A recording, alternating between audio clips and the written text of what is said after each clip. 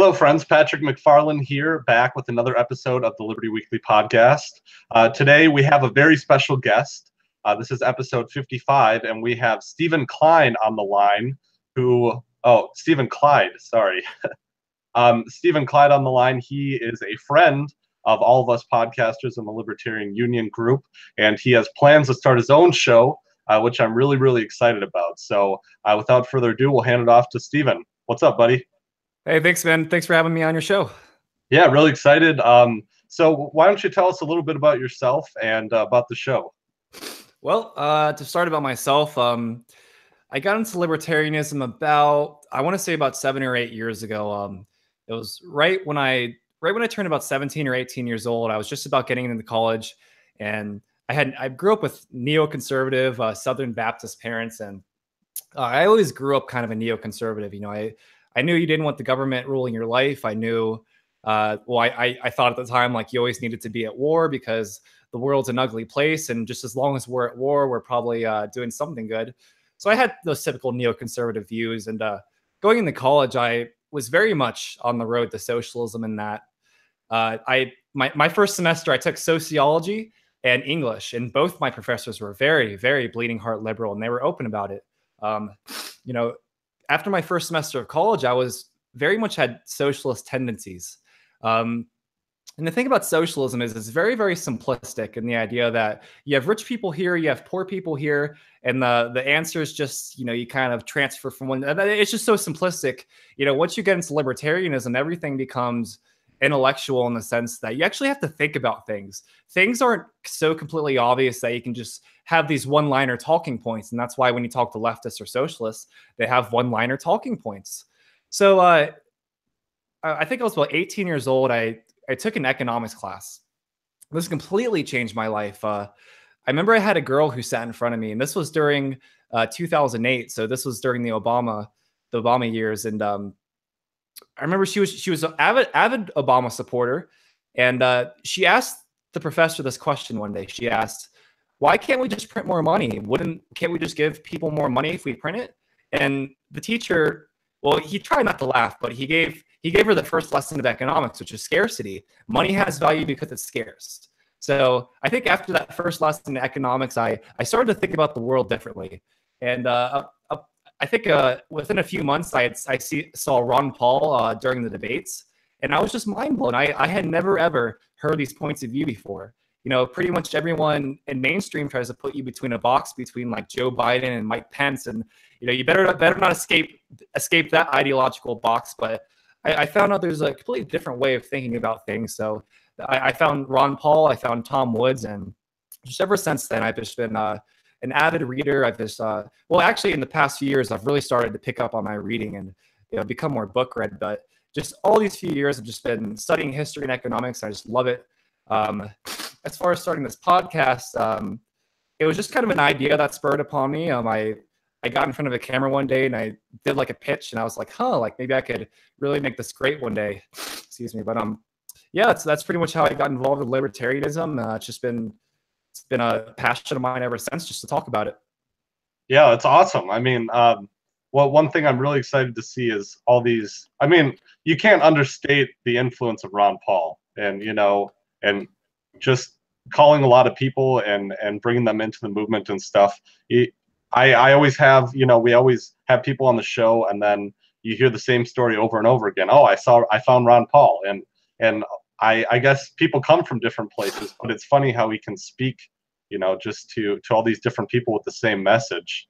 Yes. And I wanted to touch on what you said with the simplicity, is that socialism is very simplistic kind of premise. But I tend to think that, you know, like, socialism has the simplistic solutions, and maybe libertarian would have more complex solutions, like, well, this is how markets work and everything. But I tend to think that liberty is the thing that's simple. You know, don't hit people and don't take their stuff, you know? Right. I mean, it feels like we have to go through this whole obstacle course to try to explain our views, when it's really just like, you know, libertarians start on a moral principle. They don't start on an altruistic principle. They start on the moral principle that it's never justified to aggress against people who haven't aggressed against you. It never is. I mean, you can try to think of situations. You could say, oh, well, maybe we could kill 30% of the population to save the 70% related to like martial law or any of that, but it's still not justified. I mean, that's a really harsh justification if that's the way you justify things. And I'd be kind of nervous around somebody that says like, yeah, you know, if you got like 3 sick kids in the room, we should be able to kill them because they might get us all sick. It's like, well, who are you giving the power to do that? It's more about who has the power to make these decisions is who you should be scared of. Because you know, the thing that scares me about democracy, our country was brought up to be a constitutional republic, meaning that we have certain laws in place that restrict the government. We have certain rights that the government cannot take away. So in a democracy, it doesn't matter what the Bill of Rights says. If a majority rules that bald people should be killed, that's the law. It doesn't matter if you had a Bill of Rights that says, oh, well, you have the right to life. It doesn't matter if you have hair or not. Well, democracy is the exact opposite. It's a majority rule, and a majority can rule on things that are pretty grim. Yeah, and that's my biggest pet peeve actually, is when people say that the United States is a democracy, or we're spreading our democracy or our democratic values. And I say, you know, what democratic values? If you look in the ratification debates, the whole point of the Constitution was to limit the power of democracy. And I mean, you get into the Jacobins of France and the French Revolution, and I'm not a founding fathers worshiper anymore because I used to be, but you get into that, and then you realize, well, you know, the founding fathers, they made that point, they baked it into it, and they were watching the French Revolution, and they were like, nah, we like liberty too, but not like this.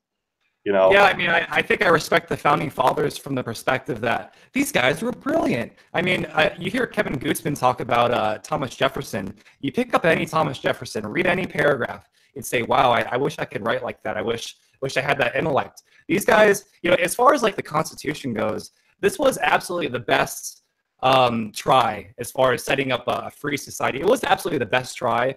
I still think America is the freest country on earth relative to anywhere else.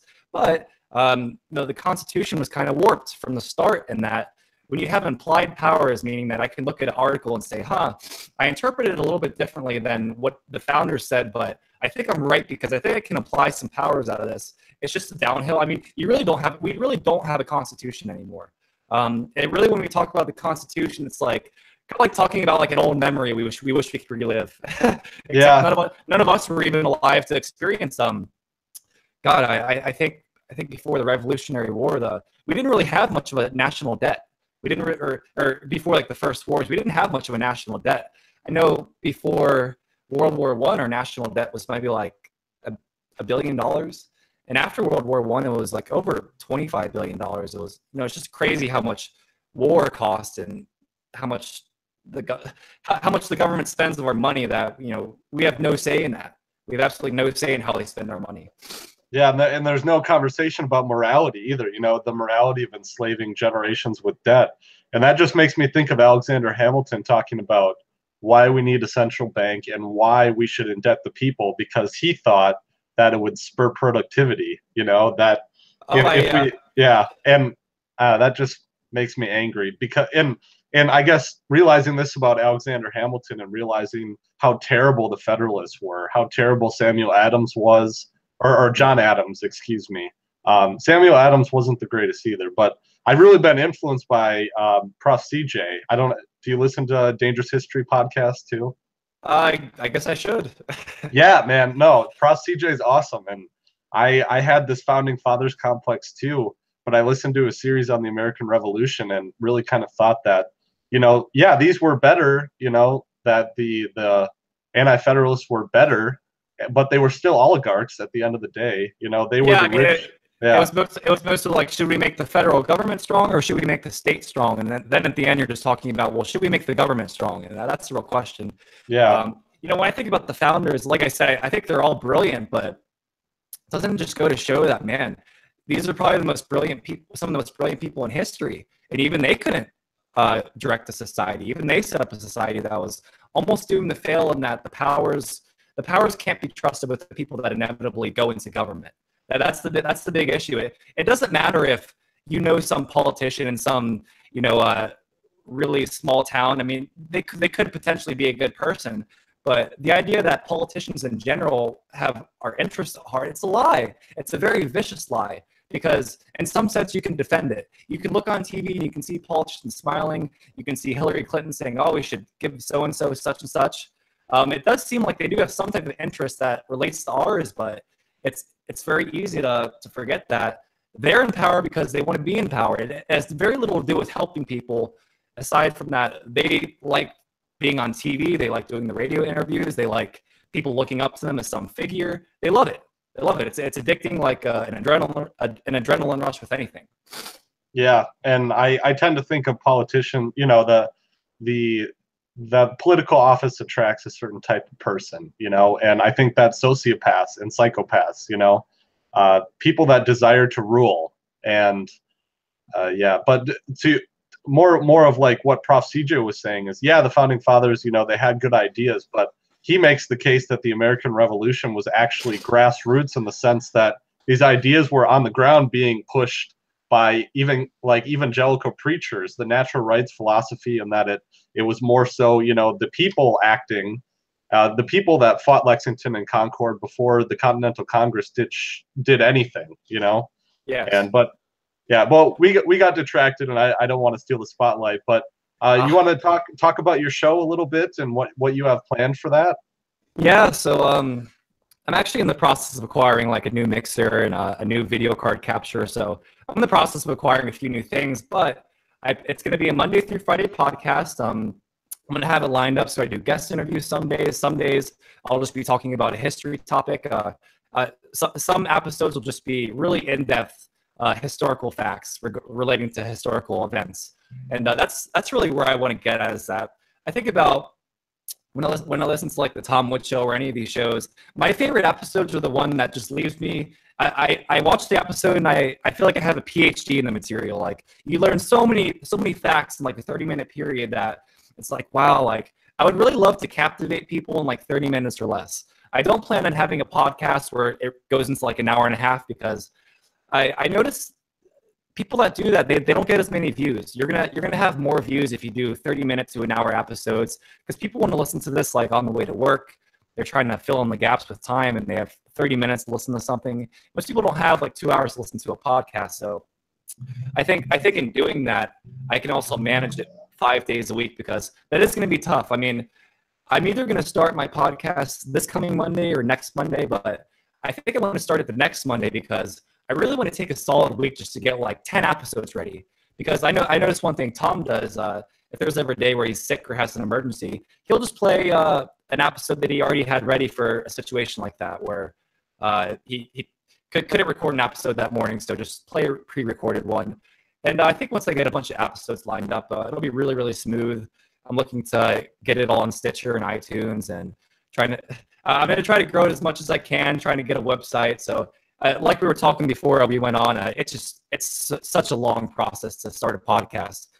I could have easily taken my iPhone and put it in front of me and started a podcast, but that would have been jank. You know, I wanted to do it professionally. I wanted to make it kind of look like how it is behind me, but it'll look even better once I have my capture card, because I'm streaming right now on my 1080p camera, but I'll be on my DSLR, and that'll look like a really nice shot. So I'm really, really excited coming up. I think it'll attract a lot of people in that. A lot of people like libertarianism, but they aren't well read. They haven't really read anything, and they kind of hold on to talking points, kind of like leftists do, or any political affiliation does. It's much easier to hold on to a few talking points rather than go do the research. It's just as simple as day. Yeah, I feel the same way, you know, and unfortunately my busyness, you know, outside of the podcast has kind of affected my reading and stuff like that. But yeah, I mean, I'm noticing a lot of the same themes that drove me to start my own show, and I love. I've kind of taken a step back, because it does take a lot of time to put together all of the info-based episodes and stuff. Like, I'm talking, I mean, maybe 6 or 8 hours for a 30-minute podcast that's full of information, you know, because it's so much more than you think. Like I said, I could have done it, like I could have had like an iPhone set up and just upload whatever records, but that, you know, you see like a huge difference once you start to make some like sound adjustments and video adjustments. Like, once you start doing that, like, you got to get it perfect. You can't half-ass it once you've like put like $2,000 into it. Yeah, I'm Yeah. sure you know what I mean. Yeah. Yeah. Well, I'm quite envious actually. As you see behind me, I'm a modest situation in my living situation right now. But one day, one day, Stephen Clyde, I'll have my own studio. Oh no, it's all work in progress, and I think the big thing is a lot of people don't feel like there's much they can do because I'm on a college campus. I go to University of Colorado, Denver, and my campus is shared with 2 other campuses. So there's literally about 50 to 70,000 people walking around. I can tell you probably about 60 to 70% of them are leftists or on the left. Yeah. It's easy to think that there's nothing you can do because, wow, you just look around and everybody has the opposite views of you. But that's artificial in a sense that people like us who read all day, we're not out protesting. We're not out smashing Starbucks. We're not out making a lot of noise. We're generally in the shadows because we know that if we come out with our views, we'll be called Nazi by some people. And it's why do they call us racist and Nazis? Well, it's because nobody likes to be called these things. They wouldn't like to be called these things. And in general, it just leads up to the fact that they're comfortable with their talking points. And if you're in command of the facts, you can beat them every single time. And that's what I realize is that, actually go and try to talk to these people. They're very much some intellectual Marxists that they might be able to stump you on some things. They might be able to say like, hey, like, tell me about like the first international union. Tell me, and you're like, I've never read that.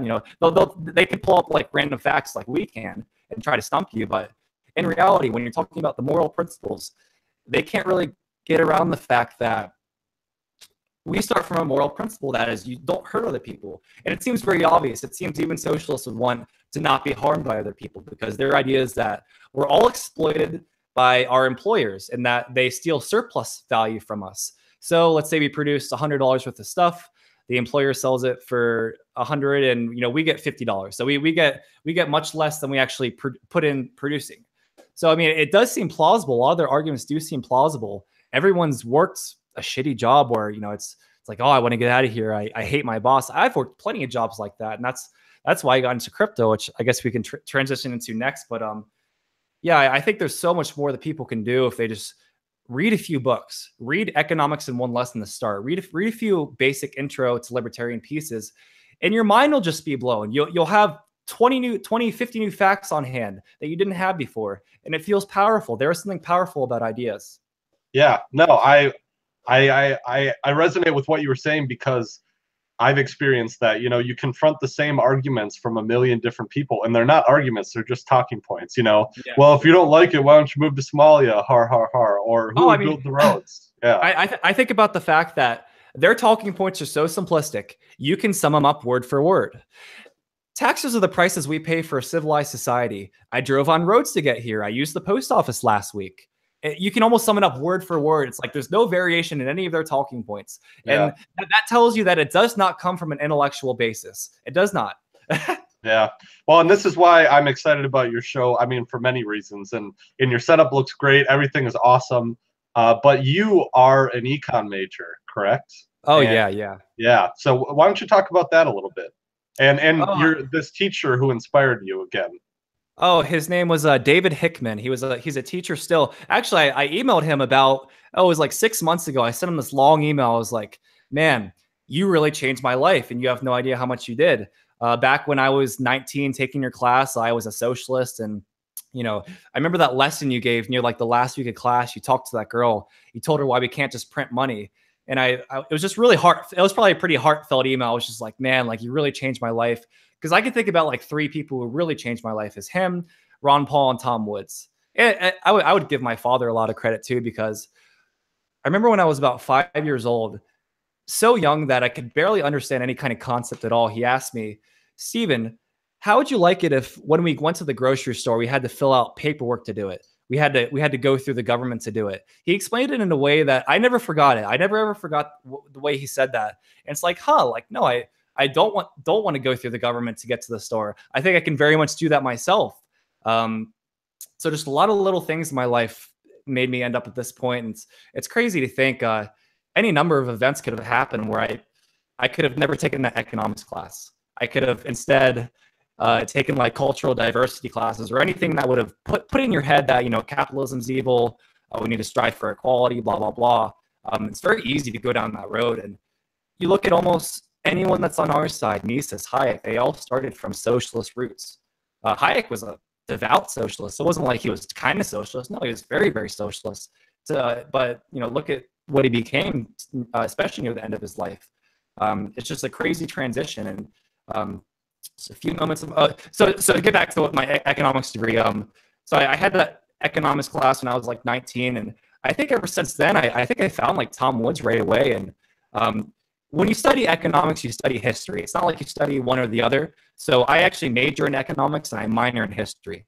So I could almost change my major to history and I'd be studying almost the same stuff. But I do like numbers. I do like math. And there's something about economics where I would like to one day do case studies where I actually travel around to different countries and examine their governments, examine how things operate, and do like real case studies like that. That's something I would want to do. Versus if you're a historian, it's very, very interesting, but it's just history. Like history is pretty much just trying to tell a story, trying to put facts in a place, and trying to create like a timeline in your head. And history is just, but econ and history just totally tied together. So I think I'm going to eventually go for my PhD in econ. Yeah, most definitely. Yeah. And so when you're being taught, which schools are you being exposed to? Is it mostly Keynesian or is it Chicago monetarist kind of thing? Or I think mostly it'd mostly be Keynesian. Most of my teachers I'm going to find are going to be Keynesian, but I have one professor right now, and he's just a great professor. He's openly a free market economist. I think he may lean Keynesian in some ways. I mean, he's just a genius in math. And one thing that Austrian economics stresses is that there's nothing wrong with economic models, but to try to have an economic model for everything, it doesn't make sense. There are some things that you have to deduce logically that you can't. Well, what's the square root of a human? There's some things that you can't quantify, and it's kind of like ordinal versus cardinal utility. Keynesians often try to quantify things that are ordinal, things that are like not related to quantity, but things like first, second place, third place, like ordinal. Yeah, so would it be fair? Would it be fair to say that there's kind of a rejection of a priori, like logic or reasoning? Would it be fair to say? I mean, at least my point is that, well, if the underlying logic isn't logical, then the statistics don't matter. Yeah. The basic point is that when you start with an unfalsifiable axiom such as humans act purposefully to achieve a goal, imagine you saw a statistic that said that humans don't act to achieve their goals. Without even looking at it, you would know the statistic is wrong because they're trying to falsify something that's unfalsifiable. And that's kind of the deal with logical positivism, the idea that you need to empirically prove everything. Well, I mean, that doesn't even make sense. That really doesn't even make sense because there's a lot of things that we know deep down. Like, I don't need to continually do tests to know that it's going to hurt you to punch you in the face. I've experienced this before. I've been punched in the face. I've seen other people punched in the face. I can deduce that, there's no statistic that could come out to say that, Patrick is not going to feel pain when punched in the face. The statistic would be wrong. So that's basically the idea when you hear that Austrian economists are unscientific.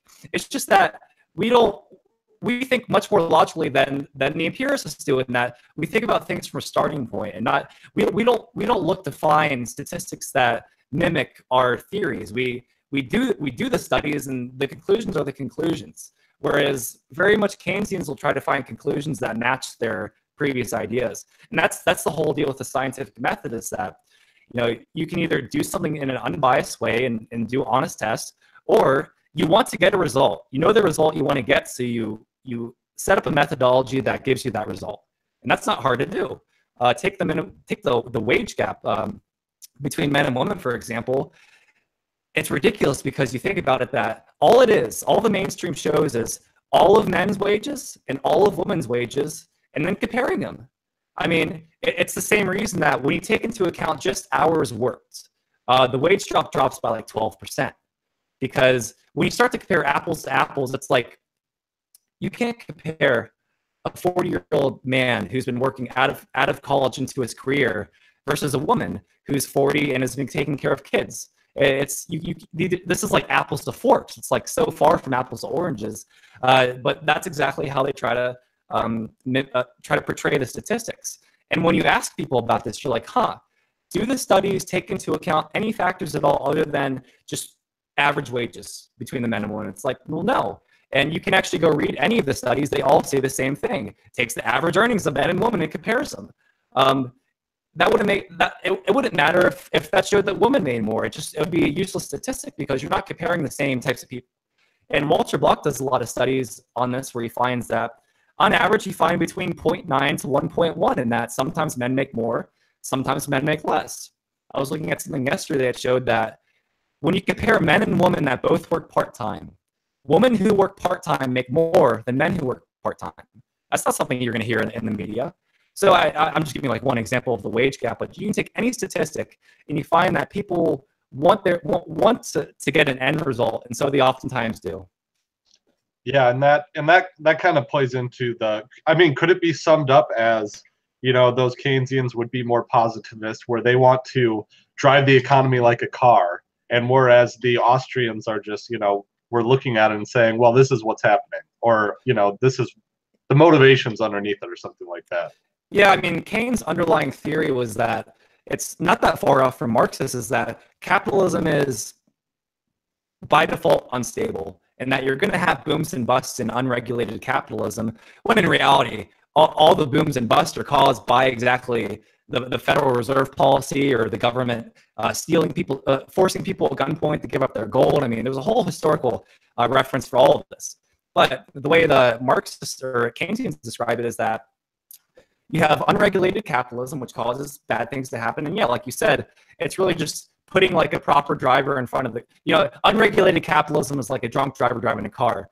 You can probably get places, you'll probably do okay. You might not crash all the time, but Keynesianism thinks they're putting like a sober driver in front of the car.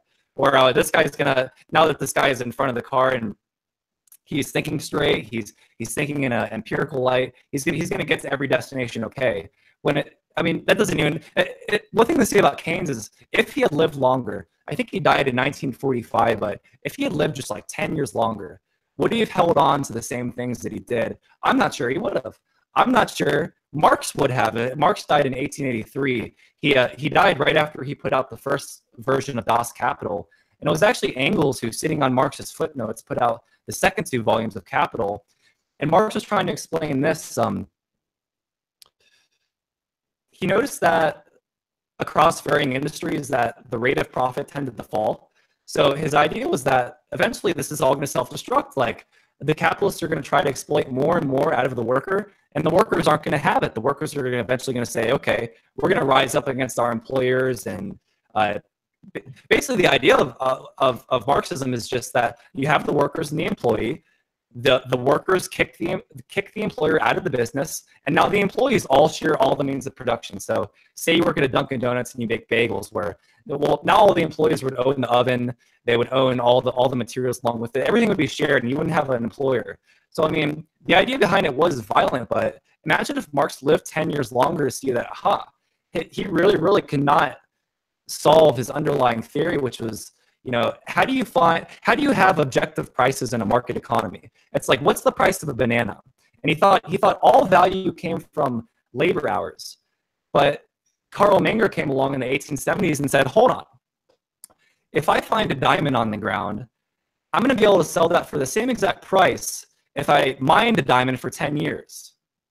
So it's kind of like Marx's idea is that the value of something in a marketplace is related to the labor hour. So if you have a shirt and you have shoes, they both took 5 hours to make, that's the same value. But that doesn't even make sense if you really think about it, past the initial simplistic concepts. Yeah, no. And I think that's interesting what you say about Marx and stuff, because, Marx died in like you said, the 1880s. Well, he didn't even get to experience the entire Industrial Revolution, and B, the Progressive era.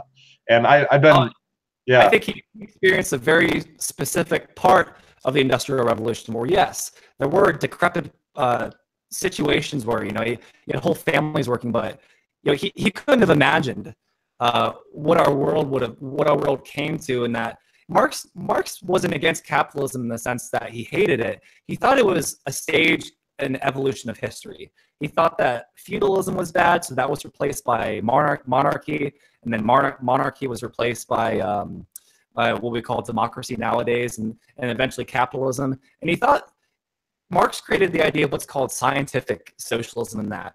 When you look at past socialists like Charles Fourier, they were not scientific. They were very much idealistic with everything socialist. And Marx was trying to create like a scientific, like you look at the numbers and that's the facts, the kind of ideology for socialism. And he kind of died in the midst of that problem. So yeah, it's really hard to say. You know, some people just died too young. Marx and Keynes are full of ideas. They wrote their whole lives, but their ideas are very, very incomplete in that. Like I said, Marx died in 83. He was eventually going to put out all 3 volumes of Capital, and he was going to solve the problem. Like, how do you have, obviously, it's like the socialist calculation problem. Like, how do you have prices without prices? That's essentially the thing. Like, how can you judge what to sell your products for if you don't know what anyone else is selling their products for? You can't. In fact, in the USSR and any of these socialist countries, when they attempted to get rid of prices, they had to look to capitalist countries to have a gauge for like what the hell are prices. So, yeah, I think time was not in their favor. They died too young. Yeah. Well, no, I'm learning. I'm actually learning a lot of stuff from you right now. But I wanted to tie this into something I do know about. Is one thing I'm looking into is eugenics and the progressive era. And I think it's interesting because what you get with the eugenicists and the progressive economists, which are kind of synonymous. And I think it'd be interesting if Marx was born later, because the whole idea of the progressive era was having the scientism and the idea that we have these bureaucrats who can't earn, a wage doing what they do actually in the free market, in the private sector, but they rent seek and they go to the universities and they're esteemed because they're the experts. And Yeah. what if Karl Marx, instead of leeching off of Engels, actually was, the Labor Statistics Bureau, Well, I could tell you so many things about Marx that'll make you think, wow. People who, a lot of people say, Marx wasn't himself violent. He was just a person with ideas. If you want to blame the violence, you have to blame the people that actually committed it. Well, it's not that Marx was violent. It's just that his lifestyle is very, very telling. So I think Marx and Engels met around 1840. I want to say 1843. It might be 1845-ish. When they met, Engels' family owned a bunch of factories. Engels was very, very wealthy. That's the first thing you need to understand about Engels, is that any money Engels had, ironically, came from the exploitation that he said he was fighting against, because it came from his father, who owned all these factories. And this was at a time when many children worked in factories. They had to. So your factory line might be half women, half children. That's just the way it was. So you got to kind of get a sense for like what they saw. Like, it's really about what they didn't see. They didn't see things 100 years into the future where like you could acquire so much wealth that your children don't have to work. Just like the father, they could have never imagined that. They thought it would be the opposite. So one thing about Engels or Marx, basically Marx came to a point where Engels loved the guy. He wanted to sponsor him and get him to write books. And one thing about Marx is he was often drunk and idle for days on end. He was a drunk. He was very, very seldom got things done in a timely manner. So during the time period when he was writing the Communist Manifesto, see basically what happened, Marx and Engels joined what's called the League of the Just. It's called the League of the Just. And it was basically made up of Proudhonians, left-wing anarchists. Marx trashed these anarchists. He just thought they were the stupidest people in the world, because you have people like Joseph Proudhon who said, property is theft. And Marx would ask, well, what property are you talking about? Are you talking about the property of the bourgeois? So when Marx goes on to say private property is theft, he's talking about like the oven, the land, the capital goods that are used in making other goods. When Proudhon would just say, no, all property is theft. All property is theft because you there sitting in that suit, you would use force to defend yourself if someone tried to take that suit. So his idea was that property is theft because you're always going to use violence to protect it. Marx just completely trashed this. And so, for example, Proudhon came out with a book called The Philosophy of Poverty. I think he came out with that. It was mid 1840s. Marx saw this and was like, I'm going to come out with a book called The Poverty of Philosophy. So he comes out with the book just trashing Proudhon. And basically Marx's idea was this. And this is the same idea that was on Marx's grave. It's that, you know, philosophers have done a lot to think about the world and try to change the world. But the point, however, is to actually go out and change it. So Marx had like a good idea in the sense that, yeah, libertarians spend a lot of time philosophizing about these things, but we need to actually get out and do something. That's the point of my podcast. So Marx had that general idea down, but it's important to remember. During the time period that Marx was writing the Communist Manifesto, it came out February 1848, but he was way over his deadline. He was supposed to have written it many months ago. During those years he was living with Engels, his donations amounted to about $125,000 a year during those few years. So, I mean, you think about related to inflation. So, like if you had $125,000 right now and had that to spend, that's what Marx lived off of. Another thing to know about Marx: 4 out of 7 of his children died before the age of 18. They all died before they reached an adult age. And it's important to remember that in that time period, people didn't live that long. I think the average death age was about like 40 or something like that. Very, very young. But 4 out of 7 Marxist children didn't live to adulthood. So you can imagine the situation he lived in, while at the same time always taking more money from Engels, because he would get this money and just kind of waste it, you know, buy like a bunch of lobsters, buy like really nice dinners, and like, oh, I need more money, Engels. But Engels loved the guy so much, he kept supporting him all throughout, and this happened all throughout his life. So the most ironic thing to remember is that Marx took money from Engels. Engels took money from his father's factory that exploited workers. So all the money that came at that produced the whole communist movement of the late 1800s was all from exploitation money. It's so ironic. Well, isn't it true too that Karl Marx's grave, they charge an admission at his gravesite? Yeah, and it's like $8 or something. and I don't know who owns that. I mean, so his grave itself is a piece of capital. Well, you could argue. The reason is because people were always at his grave. That's what you hear. Like, people are always at his grave, no matter middle of the night, in the day. People are always there. It's just kind of I don't know. Yeah, it is funny. Yeah, it's funny. Yeah. All right. Well, I want to move on to crypto, but before I do that, I wanted to have a word from our sponsor here, and I'm going to do a little screen share. Try to. Oh, this is not working. Why don't you talk a little bit about crypto for a second? Oh, well, I can tell you how I learned about crypto. Let's see, what year was this? Well, I started in January 2017. So I think about 6 months prior to that, I had a friend who every time he would come out to Denver, he would always buy some Bitcoin. I didn't understand what it was. He tried to explain it. This was at a time when you were very, very happy to see Bitcoin increase by like $5. Like, I remember at that time, I would look at the price and be like, hey, dude, like, he was buying Bitcoin at like $400. I would go to like 420 and I'd be like, oh man, like the price of Bitcoin's up. Versus like, you think that the past few months it's just been like a $10,000 increase. It's just insane. So when he started, for many, many months, I just didn't care.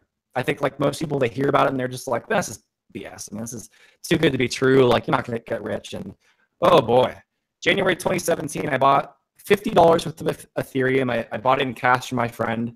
I think the first thing I did, well, I'm glad I did this. I learned how to get on exchanges like Poloniex, Bittrex, all those. And I learned how to trade. This was very, very important for me because you not only learn how to trade, you learn about how stocks work, like the price of stocks work. So it's literally the same thing. And if you were trading stocks for a company and that you buy low, sell high. So it taught me that basic aspect. It taught me how to read charts. I remember I turned my first $50 into $250. Oh man, I think for like a week I was just like on this like adrenaline, this like dopamine high. Like, you just really, really pumped up. It's like, why is gambling addicting? Well, you win a few hands and you feel great. You feel great. Yeah. So I just all of 2017 I just traded and I ended up spending a lot of the money. I mean, I used Purse.io, so you can get like 15% off Amazon, and that's how I bought my mixer and my capture card that's coming recently. So I'm like almost out of crypto again. I gotta like buy back up, but yeah, I personally think crypto is going to change the world, but it's going to do it on its own timeline. I don't think it's going to happen right away. there's a lot of things we have to deal with the government, especially like in China. They're dealing with like banning mining, which they may or may not do. I mean, I don't know how you control a country of billions of people, but I think it's going to be the future, but I don't know how it's going to be implemented. Yeah. I always envision, like, say for like McDonald's, there'd be like a McDonald's coin or a fast food coin, and it would just be so much easier than having cash on hand. It's like a lot of people go to McDonald's now and they hold up their phone, they scan their McDonald's thing, and that they're off. Well, crypto is kind of the same thing in that, except you have a ledger system which is backed by everyone else in the system. So you wouldn't have like double spending and stuff like that, because the network, everyone's connected, they can all see that. It's like no one's gonna accept fraud. So whether it's Bitcoin or Dash or Ethereum, I think one of these is eventually going to take off. And at the end of 2017, everyone was just crazy about crypto. Like, people were hearing about it for the first time, and after that crash, after it went from 20K to 10K, everything just like died for. I mean, the past few months, I've just been sitting on all. I don't even check my stocks. I'm just like, I'm just going to wait for things to settle off, because everyone kind of lost faith for a while. And you can imagine some people were selling their houses, putting everything in the Bitcoin, and they did it at 20K.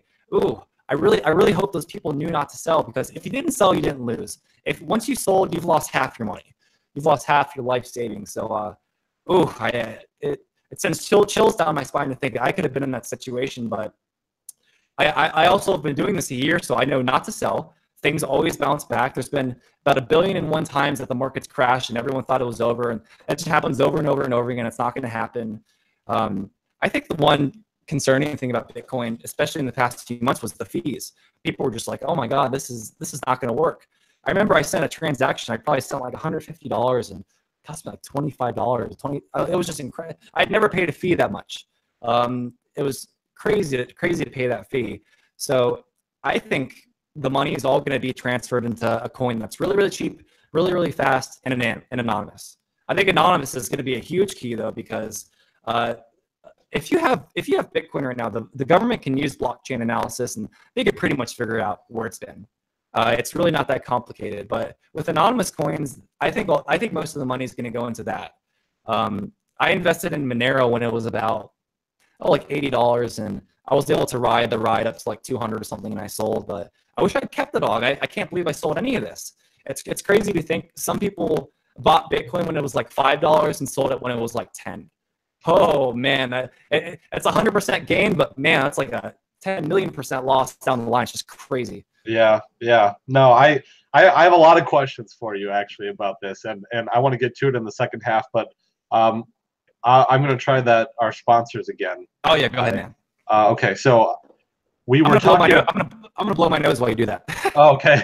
Well, we were talking about this decentralized, peer-to-peer kind of mesh networking. That's the blockchain stuff with crypto. But we were lucky enough at Liberty Weekly Podcast to be approached by Gotenna.com, which is taking the idea of cryptocurrency and bringing it to mesh cell phone networks. And I'm super excited about this. This is a device that pairs up with your phone and allows you to communicate with other people on the network without the use of cell towers or satellites. And this is really good if you are traveling abroad. It's also really good if you are out in the boonies, doing some kind of outdoorsy stuff. And you can send GPS coordinates. There's also something that you can do with. There's an advanced service that they also offer that helps with the encryption and sending GPS locations and stuff like that. But I would definitely commend all of my listeners to check out Gotenna.com. As you see on the screen here, it's GOTENNA.com. And if you enter the promo code Liberty35, you will get $35 off of your purchase. So I would definitely check that out. They are helping out the Liberty Weekly Podcast. And this is something, we can get behind. This is the bottom-up kind of communication revolution that we're talking about right now with crypto. So very excited about that. But yeah, one of the biggest questions I had, Stephen, about cryptocurrency was, and there's a lot of questions, but the idea of smart contracts on the blockchain. Is this something you know about? Oh, I've definitely read about that. I forget exactly what it is. I forget what it even has to do with. I remember Vitalik Buterin talking about smart contracts and Ethereum, and I know maybe if you know more about it, please remind me. I just totally forget. Yeah, no, I don't either. I was hoping you would, but I Oh if man. if the idea is that you have this blockchain technology when it comes to assuring contracts, or I don't know how arbitration would work on the blockchain. It just, unless you have people physically meeting, would it be possible to have like an arbiter on the blockchain where like an electronic, like an algorithm could solve real life disputes? Well, the arbiter is supposed to be the network, in that to have a successful network attack, you need to have a majority of people attacking. So you need 51% of people attacking at the same time. I think that's the gist of it. So the idea really of crypto, it really had little to do with money, but just the idea of having a system of transactions where there's no third party. So what you're speaking of as an arbiter, it's kind of like crypto's kind of supposed to not have an arbiter, in the sense that you rely on the network. What you trust is everyone else uses cryptocurrency. You trust that there's no possible way 51% of crypto holders of any coin are going to be engaging in fraud at the same time. You can almost know that for a fact. Nothing's impossible. I'm not saying it couldn't happen, but you would need like a really, really small coin with like 10 holders and 6 of them are fraud. That is the math behind it. So you think about it in that sense, like, wow, like millions and millions of people have crypto right now. I don't think it's possible for all of them to engage in an attack at the same time. So really the network is the arbitrator. It's really no arbitrator at all. It's just a protocol built into the system.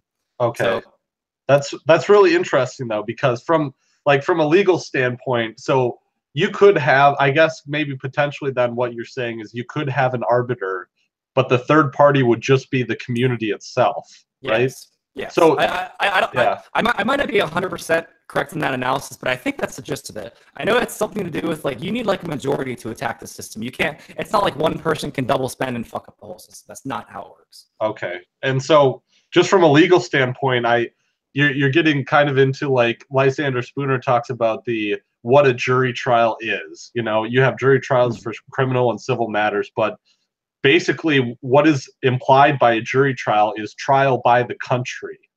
And so that's why you try and get a sample size of the people themselves. So I'm just trying to piece this together in my mind right now, but would this be, essentially a trial by the community if you had a blockchain community arbitration, I think so, yes. Yeah. I think so, yes. Okay. I mean, there's been like a lot of crazy things that have happened. For example, I used to trade on this. I don't really trade on this exchange anymore, but it's called Poloniex. I think maybe it's the top volume exchange, but I remember specifically there's a few times where you're in the middle of this big pump. I remember, I think it was a coin called like XBT or something. This was back in like February of last year. We were in like this crazy pump. I remember in like a few minutes, my $50 had turned into like $500. Like I'd made like 10x gains. I was freaking out. When everybody tried to sell, the whole site got DDoSed. So you can imagine what happens during a DDoS is that everything freezes, no prices change. Like usually there's like millions of things happening at once, but now everything's frozen. By the time it gets back to normal, what do you think the price is at? The price has already dropped. You're already back down to where you started, or maybe you've lost some already. That happened to me about 3 times in Poloniex. And I'll tell you something about like reputability. That pushed me away from Poloniex. I didn't lose money, but man, I lost like my 10x gains. I was horribly mad. Imagine there are people that deal with 100 Bitcoins at a time. Like when they trade, they're trading like 100 Bitcoins at a time. They're called whales. If you ever hear the term whales, it's someone that when they make a trade, it's going to make an impact to the price. It might not be much, but our little puny input prices, they're not going to do anything. But someone buying something that's like $5 million, that's going to change something. Yeah, sorry. I was just going to say that's a brilliant parallel actually, because if you have an arbitration coin that screws up, police officer shooting someone trial, hypothetically, or a security company shooting someone, people aren't going to use that exchange, No, I never used Poloniex again. And yeah, people could say, well, don't you want more regulation for crypto? It's like, no, I can make my own damn decision. I use Bittrex now. I've never had a problem with Bittrex in the last year. No, not one. No DDoSes, no nothing. I only had that in Poloniex. So it's like in a free market, people are going to get mad when they lose money and they're not going to do it again. Yeah. Generally. Can't speak for everyone. Yeah, generally speaking, yeah. Yeah. Well, interestingly enough, so I'm an editor on the Public Policy Journal at my law school, and we had an article by someone talking about cryptocurrency, and this person is interested in it from a tax perspective. But just from reading the paper, you can tell that they don't know what they're talking about. And yeah. No offense to you. I don't know if you're around a lot of lawyers. I remember Tom Wood said in the debate, he's like, if I ever have to debate a lawyer, I know I'm going to win because I know they're not going to know anything. so no offense if you're going to. But lawyers study case studies. That's basically what they study. Is like, oh well, Brown versus education or whatever case. That's what they would bring up in a debate. Yeah. No. Tom is right in that instance. Because why you go to law school, you don't learn you learn some substantive material in law school, but essentially what you're learning is how to think like a lawyer. So, and that's the point too, when you are, another instance is they have the JAG program, the judge advocate for the military. And essentially, here's another double standard too between the public and the private sector. Essentially, when you're a JAG attorney, you can practice in any of the U.S. jurisdictions you want without passing the bar exam, because they know that through legal training, you essentially learn how to figure out what the law is and how to litigate it in any jurisdiction. But I imagine for every law you're trying to defend, you could find two other laws that kind of contradict it in the sense. So it's like the laws kind of battle against the laws, and there's never like a concrete solution. I think the founding fathers even mentioned that. Yes, we have it set up so the Supreme Court has the final say, but you got to understand it is dangerous that they have the final say, because it's kind of like the Supreme Court. I think we have a new Supreme Court member, but there was a time when I think there was like, oh, I don't want to fudge this number. It was like 11 or 13 members. So when you'd always knew the results of the case because they always voted the same way every time. So it'd always be like 5-4 or 6-5 or whatever. It'd always be the same thing, because you didn't have an even number of judges, and they're all. So it is very dangerous to have a Supreme Court that has the final say in these things. I could see benefits to being a lawyer and being a libertarian, but yeah. I guess tell me about that. How did you end up going to that? Well, I became a libertarian after I chose this path. Okay, fair. I guess I've always been a libertarian, and I've gotten more and more radical. But I wasn't an ANCAP when I decided to go to law school. But I'll push back a little bit actually on the Supreme Court being the final say, because I wanted to get Brian McClanahan on, but I haven't emailed him yet about this. Yeah, but yeah, he is awesome. But this idea of the Supreme Court is the final say in issues of constitutionality, so people will throw the supremacy clause around, and like you'll get a lot of attorneys that'll be like, oh yeah, this whatever the Supreme Court says goes, but in reality it was the Supreme Court has the final say if it's under the federal jurisdiction. So whatever the powers they have are, but that's not orthodox, No, yeah. But I forgot what I was going to say. But it is with the judge advocate thing. I just wanted to highlight, that the rest of us plebs, the rest of us plebeian attorneys, we have to take the bar exam for each individual state, before we can practice there. But if you're in JAG, then you can practice wherever the hell you want. It doesn't matter, It's the yeah. I mean, it's the double standard. You confront that all the time. But this article that we had was talking about the crypto article, to digress there a little bit, but the crypto article was saying, people will never accept cryptocurrency as wages, because how could employers calculate the minimum wage because it's so volatile, and how would we tax it for certain purposes and stuff. And the only thing she said about the purpose of crypto was like a one sentence where it said, maybe some advocates of crypto would appreciate how it can't be regulated or something like that. it kind of goes back to like when you think about gold and silver historically, gold was never used for like buying a pack of gum. You'd use silver, which is used for smaller purchases for that. The way I see Bitcoin now, it's more feasible for big purchases because one, the fees are kind of high. You don't want to buy a $10 cup of coffee and pay $10 in fees. That doesn't make sense. You obviously want it to be manageable so I think Bitcoin is kind of like a gold in the sense that it's better for large purchases, but I think coins will come along that will have a system where even if the coins are mined over time, the transactions don't get ridiculously expensive, so they can be used for small purchases. I think that's the big gap that needs to be filled right now with like retail. Is most people who have Bitcoin right now don't want to spend it. They don't really want. I sold some Bitcoin actually, like right when I told you I needed some extra time before we started. I was actually out selling some Bitcoin. But I hate selling Bitcoin because it could go to 15K tonight. You just never know. Yeah. My friend sold one Bitcoin a few months ago, right when it hit 8K. He went back home, and that was the month that I went to 20K. Like it feels like he lost $12,000. I mean, it's just, so I hate selling, but it saved my butt a lot of times. There's been times where I've had no food in my house, and I'll use Bitcoin to like buy like a Domino's gift card. Like the way I think about it, if you're not an investor, buy some and hold it. Buy some and hold it like you would gold and silver. I would love to buy some gold and silver. I don't know if you can buy like really small portions of gold, but I would love to have all those just to have as an investment. Like sometimes times get hard. Sometimes you have an emergency and like all your money gets eaten up. It's happened to me. Things happen. So that's one of the horrible things about Keynesianism is that it basically tells you not to save money. It tells you that if you're saving money, you're just an evil capitalist that is withholding all these resources that could be used. And it's the government can come in and tell you how to use these resources, but otherwise, these damn rich people are just going to save their money.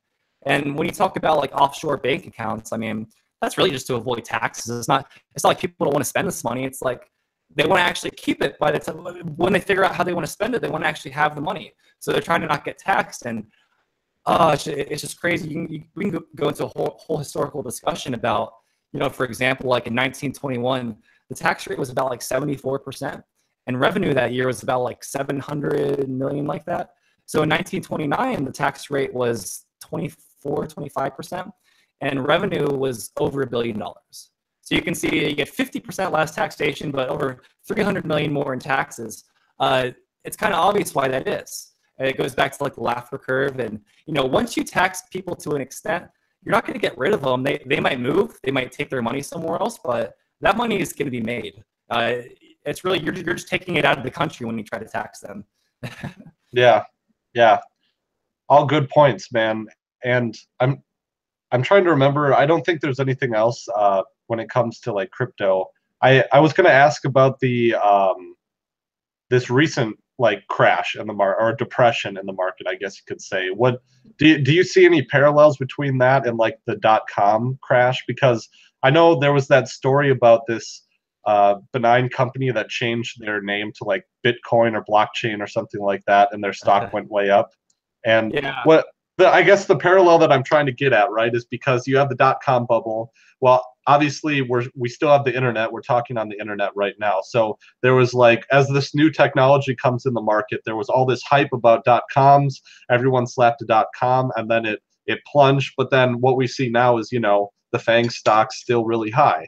And the technology comes. Well, I'll start by saying I think there's so many factors happening at once that when you try to focus on any one factor, you're inevitably avoiding a factor you need to calculate in. So, with regards to the crash, there was a time period when I was watching like the volume. The first thing I do when I wake up is I look at CoinMarketCap and I see like what's the total volume. So I'd watch the volume like day to day. It was going up by like $100 billion a day. That was way unsustainable. Like right now, I think the market cap's 350 billion, something like that. I could go check, but I was watching it go up by really unsustainable amounts. Like it's like everybody at once like watched the commercial and like went and bought some crypto, and we were just overdue for a correction. It went up way too fast. It doesn't matter what market it is. The big shareholders are going to sell at the top. That's if you own 50% of a coin, you're going to sell it at some point. So you got to be careful in what coins you're in. Like Is the coin diversified between a lot of people, or do you know for a fact that the owner of Litecoin owns like a third of it? And if you sell a third of the stock right now, it's going to go to nothing. It's gonna people are going to sell it at $1,000 before they sell it at $5 because if it went from like 10,000 to 1,000, they want to get rid of it while they can. It's kind of obvious. It's like, why would you take a $10,000 loss if you bought it 20K and you're selling at 10K? Well, you don't want to lose another 10K. You accept what you've lost and you don't want to lose anymore. So I think we're starting to see a recovery. We're starting to see getting back to that 10K range, but eventually over time it's going to level off because, well, here's a problem I see for Bitcoin in the future is that basically the way the system operates is by miners. You have miners who process the transactions and they eventually add Bitcoin to the ledger and everything gets locked into place on the ledger. If Bitcoin isn't profitable to mine, meaning I can make twice as much money if I just mine like XMR right now, people are going to do that. People are gonna cut their wages in half just because I believe in Bitcoin. You believe in what makes you money. That's the truth. People can say they believe in whatever they want. You're gonna believe in whatever makes you money at the moment. That's kind of how the world works.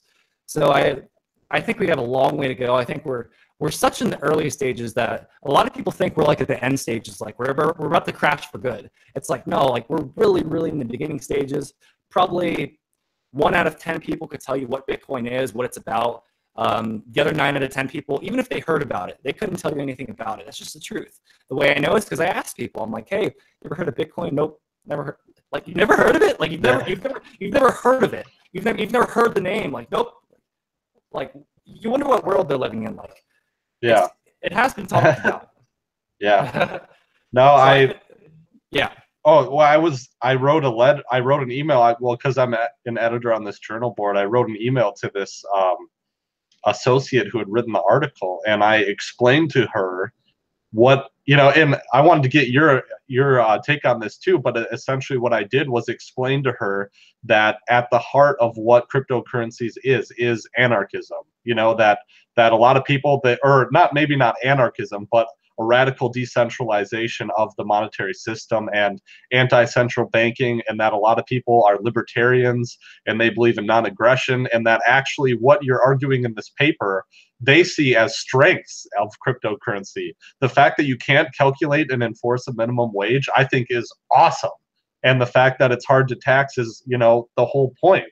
So I guess what I really wanted to ask you about was, like, at the heart of Bitcoin and crypto, is it, free market anarchism? Like, is Satoshi Nakamoto a NAP follower, or?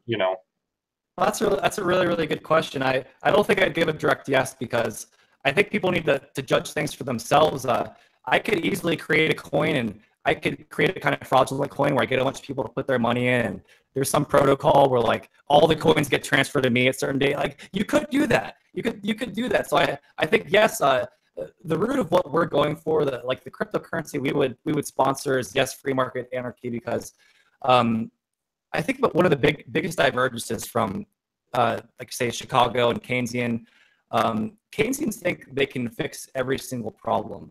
So I'm trying to think of a way to word this, but Keynesians would see problems that occur like right now. They see the crash. They'd say, "Oh, well, you're having a crash because it's not regulated."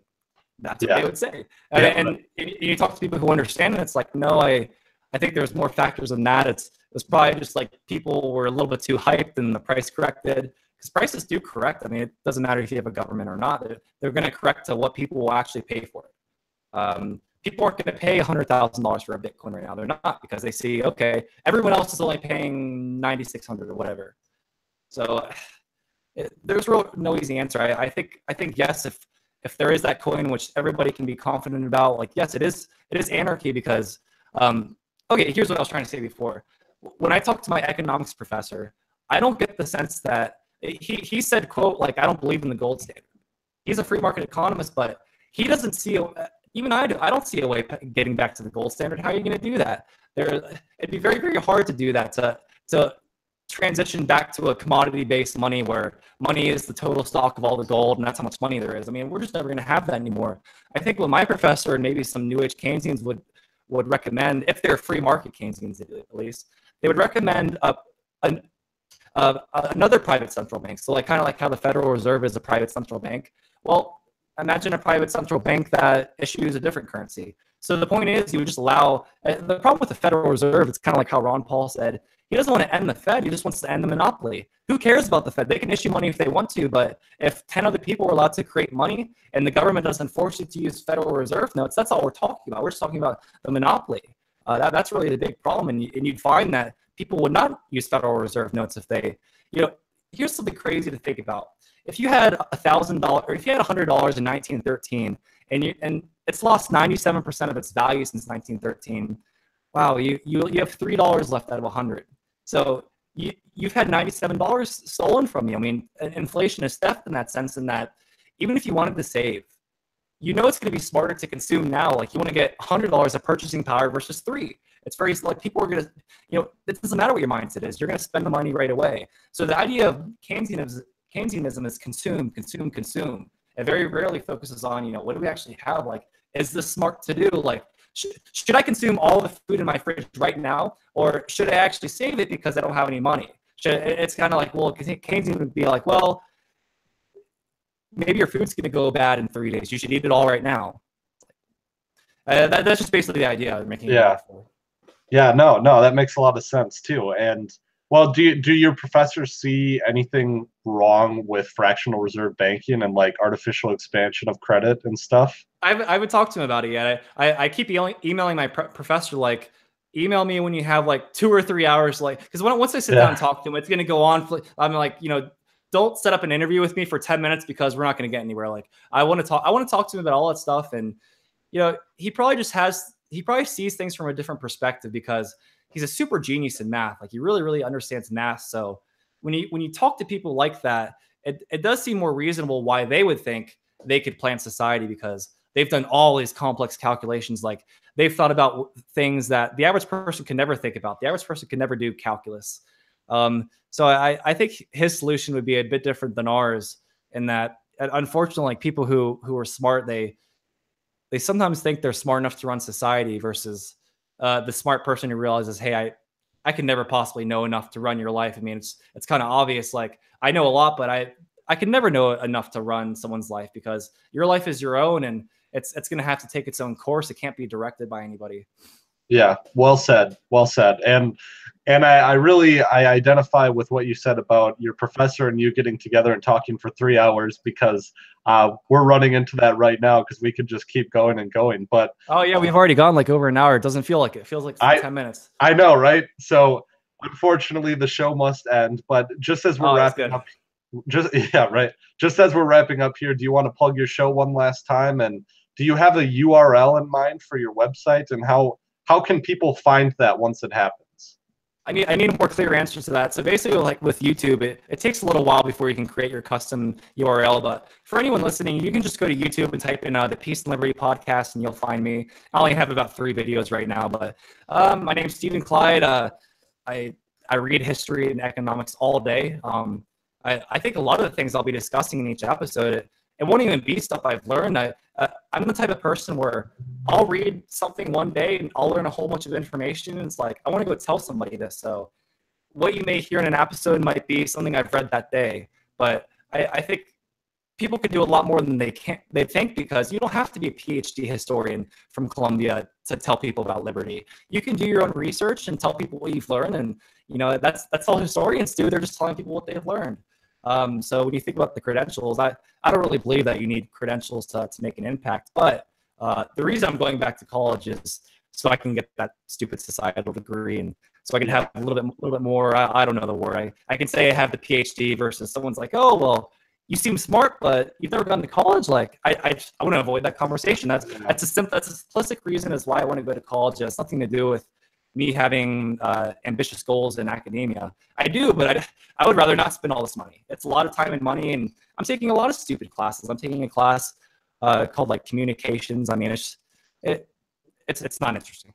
Yeah, no, I took communications too. I'm an English major, so I like English, but what we're talking about right now, it's just we're talking about nothing. Like, what are the discussion topics for my communications class? It's an online class.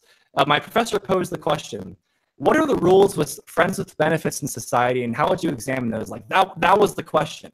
So I'm paying to give my opinion on what are friends with benefits and what are the rules with that.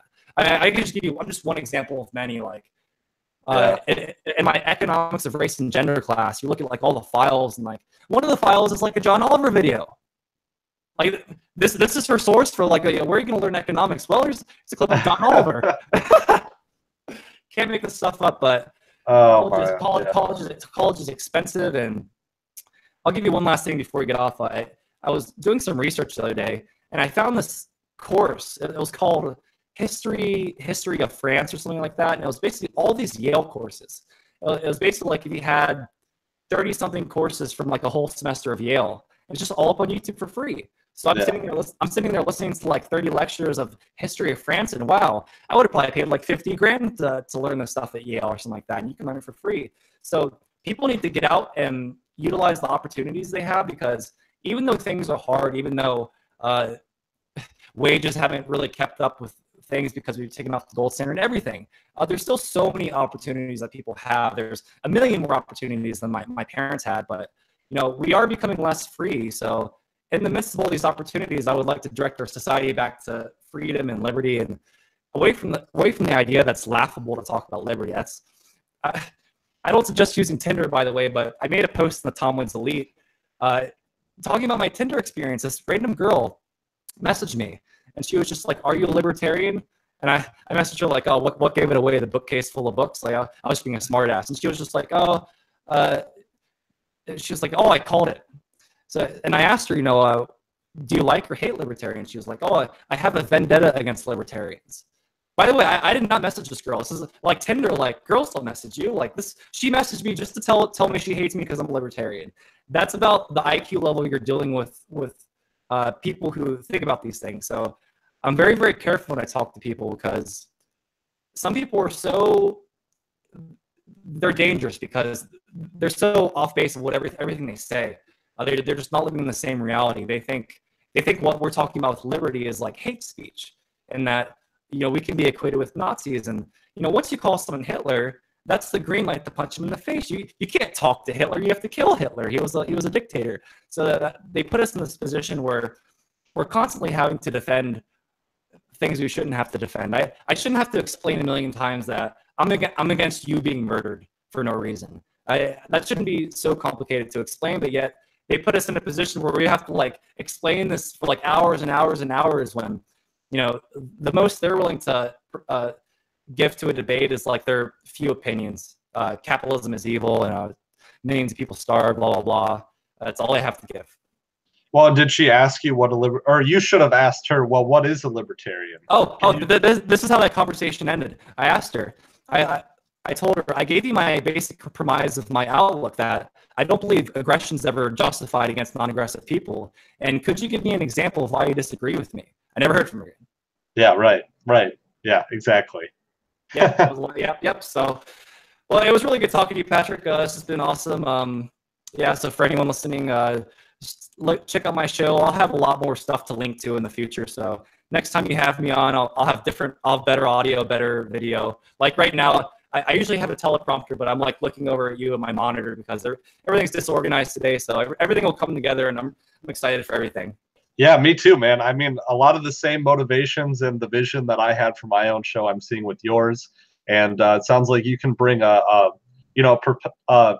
professional perspective that is similar but different than mine.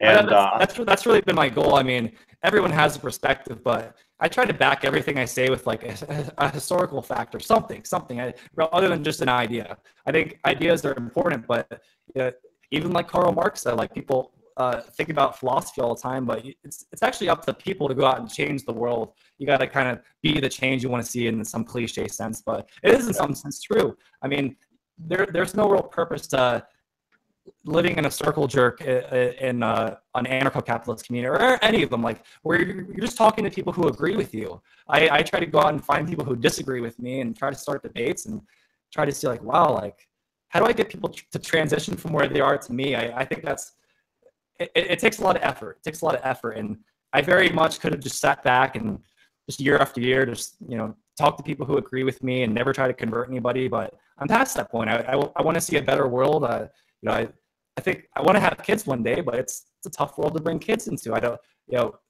it's crazy to think that anyone born in the 2000s, they've been at war their entire life.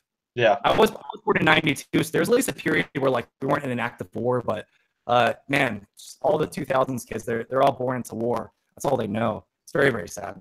Yeah, it is. It is. And well, I was thinking about this before we went on in the shower, just about, that adage that democracy is not a spectator sport.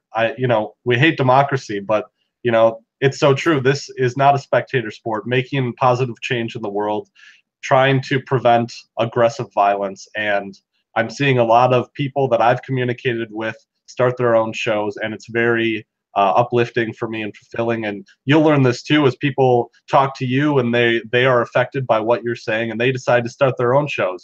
I'm not saying that you're starting a show because I started one, but there are people who listen to my show who have talked to me. I'm thinking of Thijs in the Netherlands who are starting their own shows now.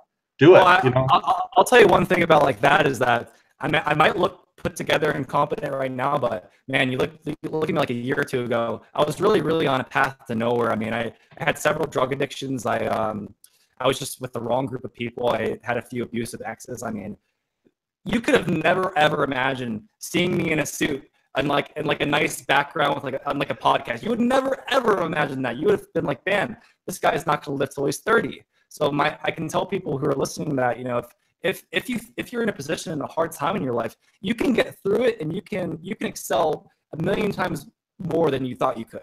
That's just the crazy thing about life. You could have never imagined how far you could have gone if you just tried. And I'll give you one thing that really helped me is Jordan Peterson. Just a few things he said. One of them is he talks about structure a lot.